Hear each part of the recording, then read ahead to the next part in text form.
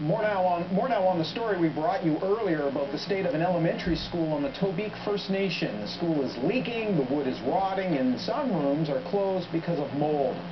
It's the Federal Department of Indian and Northern Affairs that funds the school and pays for the maintenance. And joining me now is Ian Gray. He's the Regional Director General of Indian and Northern Affairs Canada for the Atlantic region. Mr. Gray, we appreciate you taking some time for us. Let me ask you first off, how does a school get to this point, which under the supervision of the departments such as your own and so many people on the reserve? Well, it's obviously a difficult situation, and the health of those students is the primary consideration. It's true the problems with the physical structure of the school have been going on for a period of time. It is a band-operated school. Tobique First Nation Band Council has responsibility for managing that school, and we work with them, we support them. We have a funding arrangement with that First Nation that allows them to have the resources that they need to maintain the school. We work with them through reports, we inspect the buildings, and we work with them to deal with deficiencies, and we're certainly going to deal with the deficiencies that your report indicated yesterday. Did you get a chance to see the school yourself? No, I have not been through the school myself. What, so you're saying you're going to work with them to turn things around, essentially, to make repairs. Where do you go from this point, knowing that those problems are there, the requests have been made a few times for improvements? How can you expedite this? Well, we're going to be meeting with the council in the very near future to go over specifically what are the health and safety issues that need to be addressed from a physical standpoint in that building.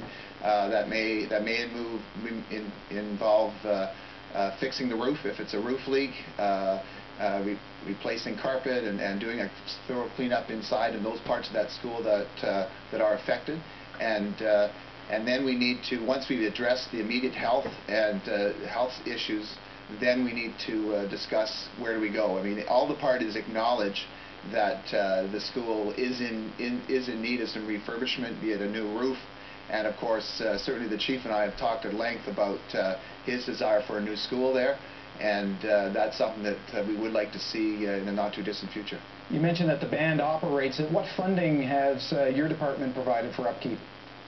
Well, we provide through our basic funding agreement in anywhere from $10 to $15 million per year for that First Nation to operate the infrastructure in that community and provide programs and services in that community. And they do have the flexibility to use that funding. We have specific dollars that are targeted for maintenance of all infrastructure, including education capital that they have available.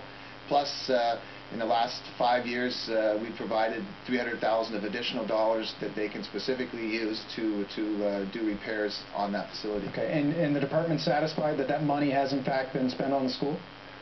Well, we know that a large portion of it certainly has been, but we're also fully aware, and we've been working with the First Nation on the financial challenges that they are facing.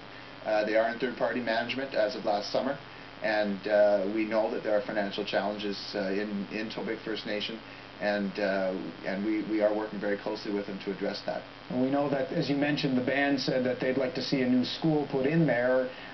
Do you know when that type of thing would happen? Is it something that your department even agrees with?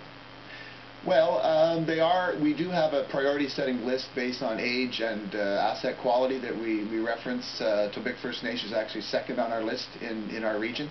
So as I indicated, the chief and I have talked at length about it. I've spoken to colleagues within INAC about Tobique First Nation School, the need for a replacement school. And once we get through this immediate health and safety issue here that we have to address immediately, then we can turn to maybe the medium and longer term, which is how do we organize ourselves and locate the funding and so on to get a new school in that community. Okay, I know the people up around there will be happy to hear that. Ian Gray from the Department of Indian and Northern Affairs, thanks for taking some time for us tonight. Thank you, you're welcome.